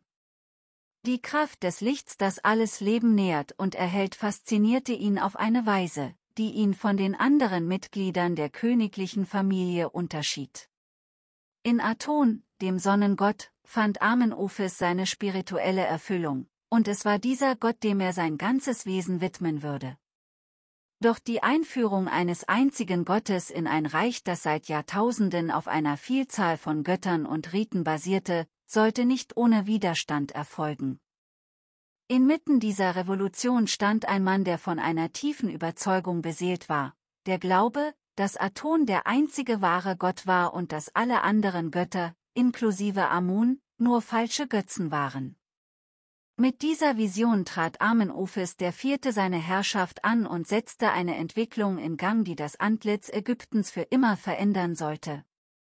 Sein Vater, Amenophes III., regierte über ein friedliches und wohlhabendes Ägypten, das durch seine politischen Allianzen und militärischen Erfolge im Nahen Osten gestärkt wurde. Doch während sein Vater das Reich in einer stabilen Zeit regierte, wuchsen in dem jungen Echnaton bereits die ersten Zweifel an der bestehenden Ordnung. Schon in seiner Jugend zog er sich oft aus den traditionellen religiösen Zeremonien zurück und verbrachte viel Zeit damit, den Himmel zu beobachten. Die Sonne faszinierte ihn. Während die anderen Mitglieder der königlichen Familie ihre Macht aus den Gebeten und Opfern an die Götter des Pantheons zogen, fühlte sich Echnaton von der Idee angezogen, dass die Sonne selbst die Quelle allen Lebens war. Dieser Gedanke begann ihn zu beherrschen, und als er schließlich den Thron bestieg, war er bereit, eine beispiellose Veränderung vorzunehmen. Mit der Unterstützung seiner charismatischen und einflussreichen Frau Nofretete begann er eine Reihe von Reformen, die die Fundamente der ägyptischen Religion erschütterten. Die ersten Anzeichen seiner religiösen Vision zeigten sich in kleinen, aber symbolträchtigen Veränderungen. Bei religiösen Zeremonien stellte Amenophes IV. Die Verehrung des Sonnengottes Aton über die anderer Götter. Im Laufe der Zeit wurde Aton nicht nur ein weiterer Gott im Pantheon, sondern der einzige Gott, dem die königliche Familie ihre Gebete widmete. Diese Veränderungen schockierten viele am Hof, insbesondere die Priesterschaft des Amun, die ihre Macht schwinden sah. Doch für Amenophes war dies nur der Anfang. Innerhalb weniger Jahre sollte er nicht nur den Namen Amenophes ablegen und sich in Echnaton umbenennen, sondern auch den radikalsten Bruch mit der ägyptischen Tradition wagen, die Einführung des Glaubens an einen einzigen Gott. Echnatons Vision eines neuen Ägyptens war untrennbar mit der Verehrung des Sonnengottes Aton verbunden. Doch er erkannte, dass Theben, die alte Hauptstadt und das Zentrum des Amun-Kults, nicht der richtige Ort für diese neue Religion war. Zu tief waren die Verbindungen zwischen der Stadt und der alten Priesterschaft, zu stark die Erinnerung an den alten Glauben. Es musste ein symbolischer Bruch mit der Vergangenheit her, ein radikaler Schnitt, der die Geburt einer neuen Ära kennzeichnen würde. Daher entschied Echnaton, die Hauptstadt Ägyptens zu verlegen. In der Mitte der Wüste, an einem unberührten Ort, ließ er eine neue Stadt errichten, Achetaton, die Horizont des Aton genannt wurde. Diese Stadt, die heute unter dem Namen Amarna bekannt ist, war das architektonische und religiöse Manifest seiner neuen Glaubensvorstellungen. Die Entscheidung, eine völlig neue Stadt zu bauen, war beispiellos in der Geschichte Ägyptens. Achetaton sollte nicht nur ein neues religiöses Zentrum sein, sondern auch ein politisches und kulturelles Symbol für die Abkehr von der Vergangenheit und den Beginn einer neuen Ära. Der Bau dieser Stadt war eine kolossale Anstrengung, die Tausende von Arbeitern beschäftigte und enorme Ressourcen verschlang. Doch für Echnaton war dies eine notwendige Investition, um seine Vision von einer neuen Ordnung zu verwirklichen. Die Stadt Achetaton wurde mit einer klaren Symbolik entworfen. Im Zentrum stand der große Aton-Tempel, ein offener Raum ohne die üblichen heiligen Schreine, die die anderen ägyptischen Tempel kennzeichneten. Stattdessen war der Tempel Atons eine Reihe von offenen Höfen, in denen das Licht der Sonne direkt auf die Altäre fallen konnte. Diese Architektur spiegelte den Glauben wider, dass Aton, der Sonnengott, allgegenwärtig war und keine Verschleierung oder Vermittlung benötigte. Es gab keine Statuen oder Ikonen von Aton, da der Gott nur durch das Licht der Sonne selbst repräsentiert wurde. Rund um den Aton-Tempel erstreckte sich die neue Hauptstadt, die ganz auf den Pharao und seine Familie ausgerichtet war. Paläste, Verwaltungsgebäude und Wohnhäuser entstanden in einem atemberaubenden Tempo. Die Stadt sollte ein Ort des Friedens und der Harmonie sein, in dem die neue Religion Atons frei praktiziert werden konnte, ohne den Einfluss der alten Götter. Doch die Verlegung der Hauptstadt nach Achetaton war mehr als nur ein religiöses Projekt. Es war auch eine klare politische Botschaft: Echnaton wollte sich von der alten Machtstruktur Ägyptens lösen. Indem er sich weit entfernt von Theben niederließ, entzog er sich der direkten Kontrolle der Amun-Priesterschaft und baute eine neue Machtbasis auf, die ausschließlich auf seiner Person und seiner Religion beruhte. Es war ein gewagter Schachzug, der jedoch auch viele Feinde auf den Plan rief. Während die Bauarbeiten in Achetaton voranschritten, fand in Ägypten eine schleichende Spaltung statt. Viele Ägypter, die die alte Religion schätzten und den Amun-Kult nicht aufgeben wollten, sahen in der neuen Hauptstadt ein Symbol des Verrats.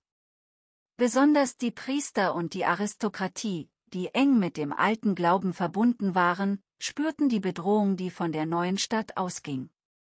Trotz der zunehmenden Spannungen blieb Echnaton entschlossen, seine Vision zu verwirklichen. In den Straßen und Palästen von Achetaton herrschte eine Atmosphäre des Aufbruchs. Es war eine Stadt, die für einen neuen Anfang stand, doch dieser Anfang war fragiler, als es zunächst schien. Echnaton war von seiner Mission überzeugt. Für ihn war die alte Götterwelt, die Ägypten seit Jahrtausenden geprägt hatte, ein Relikt der Vergangenheit.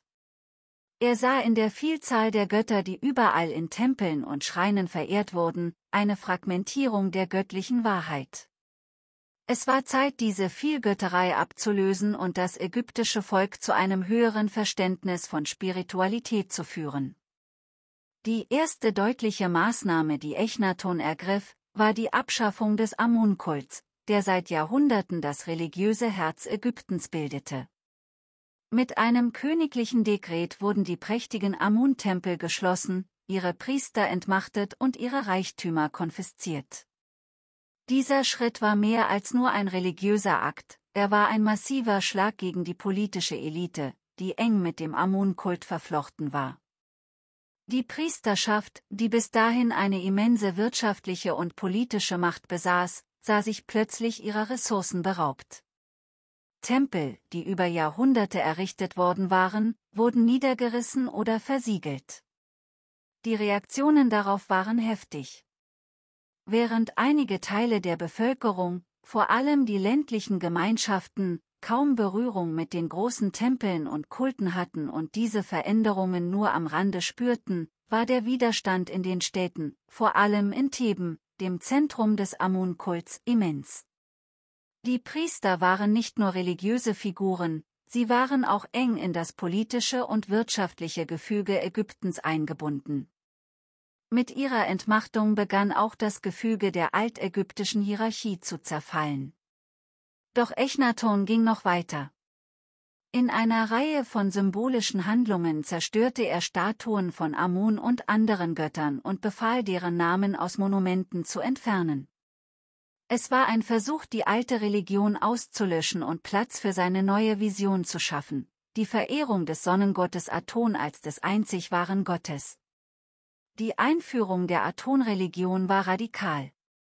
Aton wurde nicht mehr nur als eine von vielen göttlichen Manifestationen betrachtet, sondern als die einzige Gottheit, die für das Leben verantwortlich war.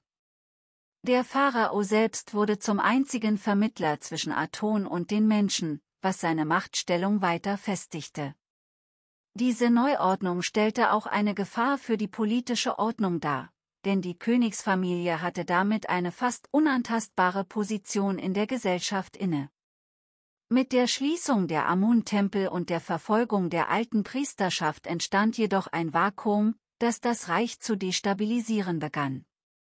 Die Aton-Religion war für viele Ägypter fremd und ungewohnt, und das Gefühl des Verlusts der traditionellen Religion führte zu wachsenden Spannungen in der Bevölkerung. Der Widerstand gegen Echnatons Reformen nahm zu, vor allem unter den Anhängern der alten Religionen. Während Echnaton seine Reformen unerbittlich vorantrieb, begann sich eine tiefe Spaltung in der ägyptischen Gesellschaft zu entwickeln. Viele sahen in dem Pharao einen Verräter, der die Götter beleidigte und das göttliche Gleichgewicht gefährdete, das Ägypten so lange erhalten hatte. Doch Echnaton blieb unbeirrt, überzeugt, dass Aton das ägyptische Volk zu einer neuen Ära des Lichts und der Harmonie führen würde. In dieser Phase trat auch Nofretete, Echnatons Gemahlin, als zentrale Figur auf. Sie unterstützte ihren Ehemann nicht nur bedingungslos, sondern war auch eine aktive Verfechterin der Aton-Religion. In den Darstellungen dieser Zeit wird sie oft gleichberechtigt mit Echnaton gezeigt, ein ungewöhnlicher Schritt in der patriarchalisch geprägten Welt Ägyptens.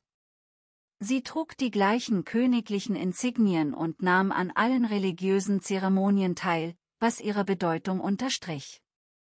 Die Schließung der Amun-Tempel und die Verfolgung der alten Priester waren jedoch erst der Anfang.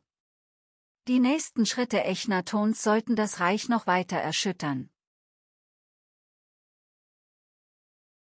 Die Entmachtung der Amun-Priesterschaft war eine der weitreichendsten Folgen von Echnatons Reformen.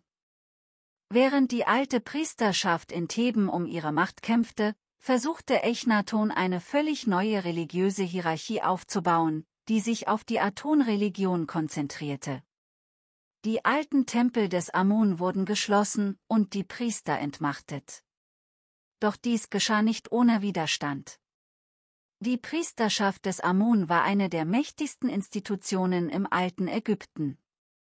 Sie kontrollierte riesige Landbesitze und hatte durch den jahrhundertealten Kult um Amun eine tiefe Verwurzelung in der ägyptischen Gesellschaft. Viele der bedeutendsten Familien des Landes hatten enge Verbindungen zum Tempel von Amun und profitierten von der alten Ordnung.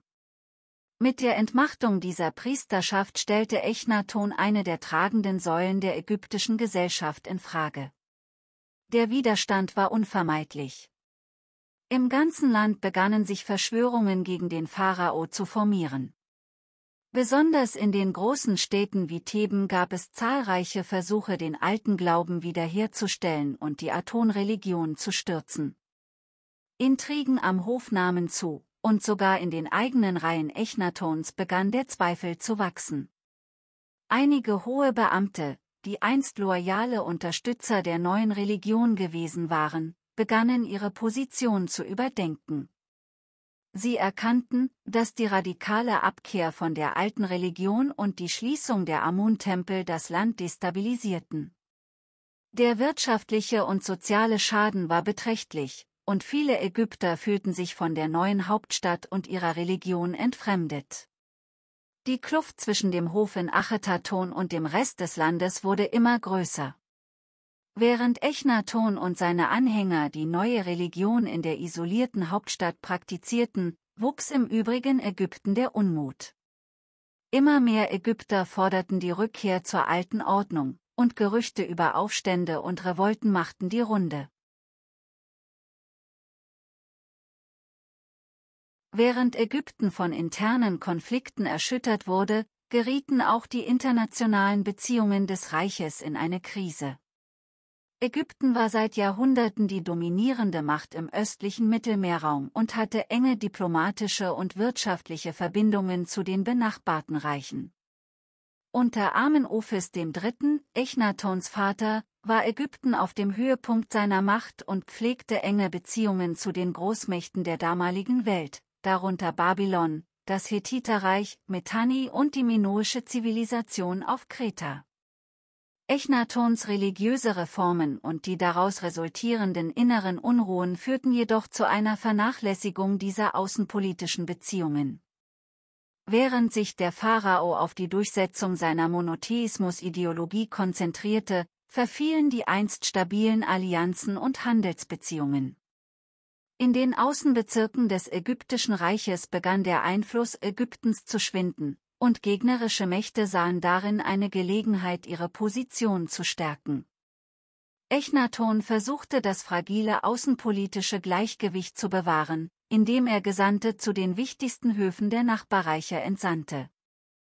Diese diplomatischen Missionen sollten sicherstellen, dass Ägypten trotz der internen Unruhen als verlässlicher Partner und mächtiger Verbündeter wahrgenommen wurde. Doch die Realität sah anders aus. Während Echnaton in Achetaton versuchte, sein neues religiöses Zentrum zu errichten, verloren seine Abgesandten zunehmend an Einfluss. Eine der bedeutendsten außenpolitischen Entwicklungen dieser Zeit war die Beziehung zwischen Ägypten und Syrien. Syrien war ein strategisch wichtiges Gebiet, das lange unter ägyptischer Kontrolle stand. Doch mit dem Aufstieg des Hethiterreichs, das seine Herrschaft auf das syrische Territorium ausdehnte, geriet die ägyptische Vorherrschaft in Gefahr. Die Hethiter nutzten die Schwäche Ägyptens während der Regierungszeit Echnatons aus, um ihre Macht zu konsolidieren und die Kontrolle über syrische Städte und Handelsrouten zu übernehmen. In einer verzweifelten Geste versuchte Echnaton durch diplomatische Missionen und Ehebündnisse seine Beziehungen zu den Königen von Babylon und Mitanni zu stärken. Doch diese Bemühungen wurden oft durch die innenpolitischen Konflikte in Ägypten behindert. Die einst starke Position Ägyptens in der Region begann zu erodieren und die Vormachtstellung, die das Land während der Regierungszeit von Amenofis III. Innegehabt hatte, war nicht mehr zu halten. Die Reisen der ägyptischen Gesandten nach Syrien, Babylon und Kreta geben Einblicke in die politischen und kulturellen Spannungen jener Zeit. In Babylon, dem Zentrum eines mächtigen Reiches, stießen die ägyptischen Abgesandten auf eine religiöse Vielfalt, die im krassen Gegensatz zu Echnatons monotheistischer Ideologie stand. Während das babylonische Pantheon von zahllosen Göttern und Göttinnen beherrscht wurde, versuchten die ägyptischen Gesandten den Glauben an Aton zu verteidigen und gleichzeitig diplomatische Beziehungen zu wahren. Auch auf Kreta, das zu dieser Zeit von der minoischen Zivilisation beherrscht wurde, stießen die Ägypter auf eine ganz andere religiöse und kulturelle Realität. Sie verehrten Göttinnen, die eng mit der Natur und dem Leben verbunden waren, und hatten eine Kunst und Architektur entwickelt, die sich stark von der ägyptischen unterschied. Diese Begegnungen mit anderen Kulturen und Religionen zeigten den ägyptischen Diplomaten die Schwierigkeiten auf, die mit Echnatons Versuchen verbunden waren, einen universellen Glauben zu etablieren. Der Niedergang der ägyptischen Außenpolitik unter Echnaton war ein wichtiger Faktor, der zum allgemeinen Verfall des Reiches in dieser Zeit beitrug. Während die alten Mächte des Nahen Ostens, Babylon, die Hethiter und das minoische Kreta, ihre Positionen festigten, verlor Ägypten an Einfluss und konnte seine Vorherrschaft in der Region nicht aufrechterhalten. Der zunehmende Widerstand gegen Echnaton und die religiösen Spannungen im Land führten dazu, dass sich der Pharao immer weiter isolierte. In den letzten Jahren seiner Herrschaft zog er sich zunehmend in die Paläste von Achetaton zurück und distanzierte sich von den politischen Realitäten des Landes. Während das ägyptische Reich verfiel, konzentrierte sich Echnaton ausschließlich auf die Verehrung Atons. Die wachsende Isolation des Pharaos führte auch dazu, dass er zunehmend den Kontakt zu seinen engsten Beratern und Generälen verlor. Viele der Männer, die ihm einst treu gedient hatten, begannen, ihren eigenen Interessen zu folgen und stellten die Loyalität gegenüber dem Pharao in Frage. Intrigen und Verrat breiteten sich am Hof aus, und die politische Lage in Ägypten verschlechterte sich weiter. Echnatons Ende kam schließlich überraschend. Es ist bis heute unklar, wie der Pharao starb. Einige Berichte deuten darauf hin, dass er einem Mordanschlag zum Opfer fiel, während andere von einem natürlichen Tod ausgehen. Nach Tutanchamuns frühem Tod, dessen Regierungszeit größtenteils von seinen Beratern dominiert wurde, begann eine Phase der politischen Instabilität. Es folgten mehrere kurze Herrschaften, darunter die von Aje, der jedoch bereits im hohen Alter war und bald darauf starb. In dieser Zeit der Unsicherheit stieg der General Haremhab zur zentralen Figur in Ägypten auf. Haremhab, ein erfahrener und einflussreicher Militärführer, sah sich als Bewahrer der alten Ordnung und als Verteidiger der traditionellen Religion.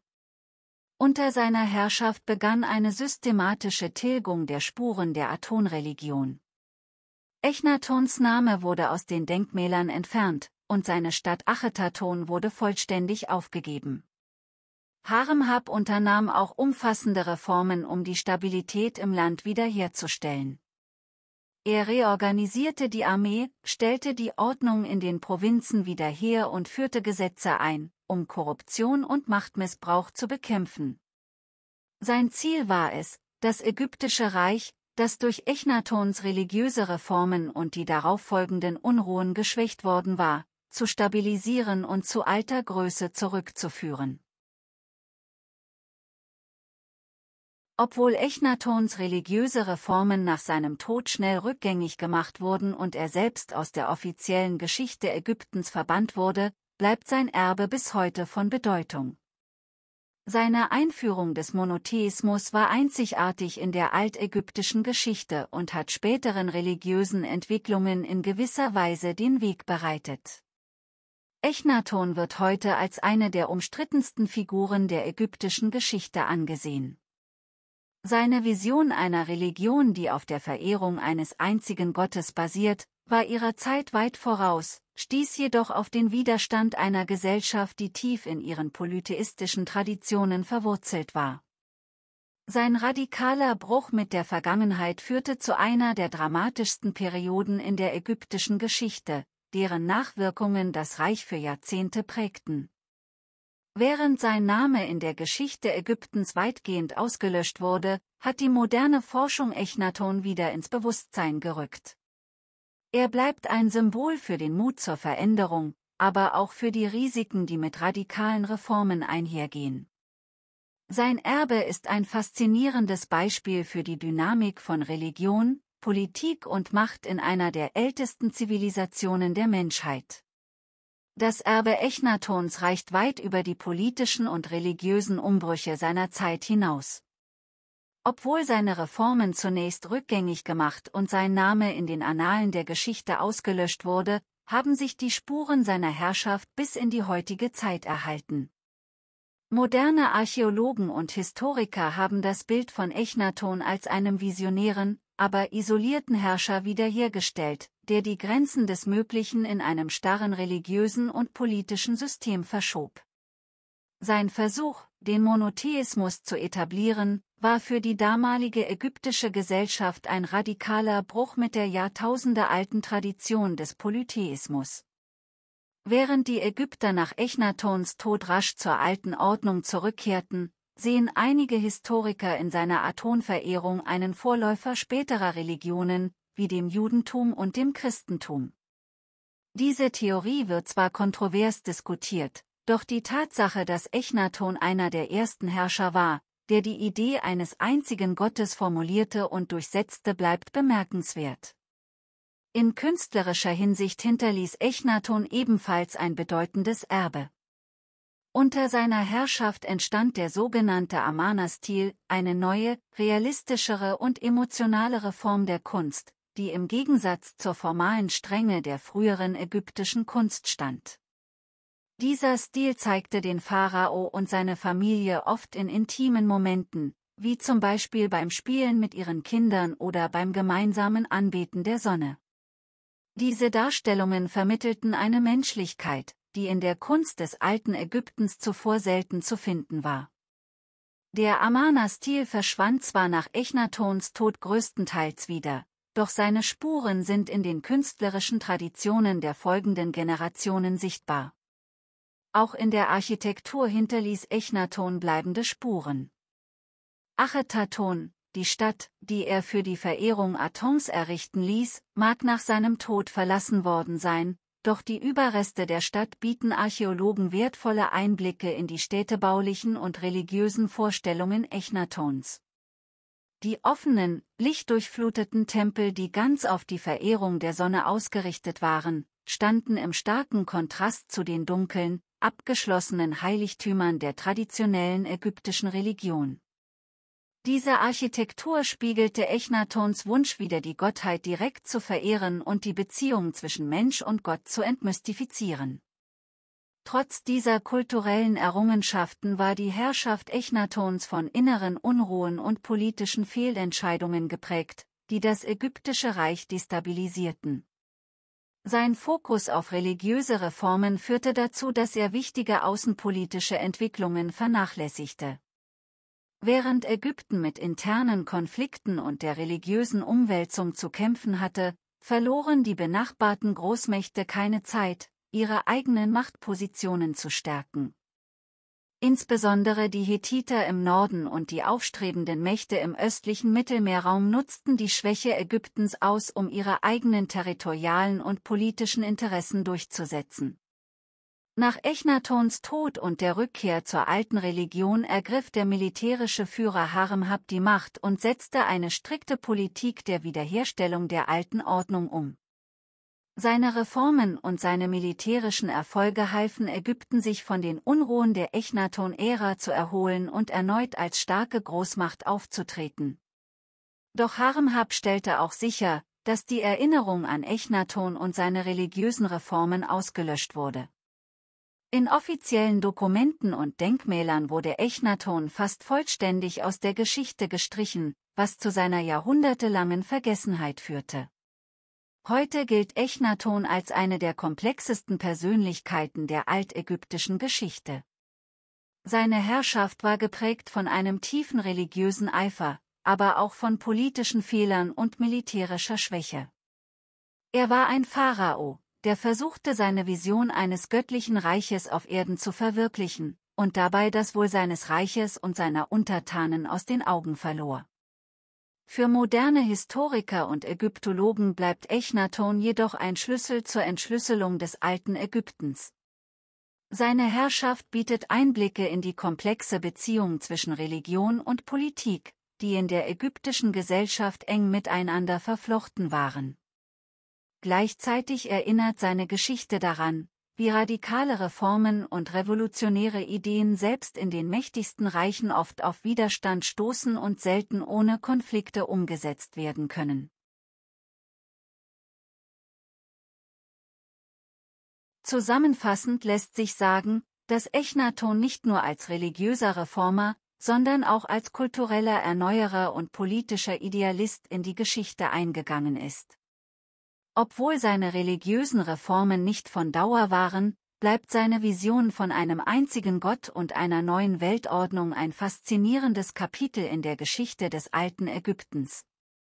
Sein Versuch, das religiöse und politische Gefüge eines der mächtigsten Reiche der Antike zu verändern, stellt einen der radikalsten und umstrittensten Brüche in der ägyptischen Geschichte dar und macht Echnaton zu einem der bemerkenswertesten Pharaonen aller Zeiten. Vielen Dank, dass ihr euch die Zeit genommen habt, mit mir in die faszinierende Welt von Echnaton einzutauchen. Wenn euch das Video gefallen hat, würde ich mich wirklich sehr über ein Like freuen. Euer Feedback und eure Kommentare helfen mir, noch mehr Menschen zu erreichen. Teilt eure Gedanken, Fragen und Anregungen, ich freue mich darauf, von euch zu hören. Bis zum nächsten Mal, bleibt neugierig und aufgeschlossen.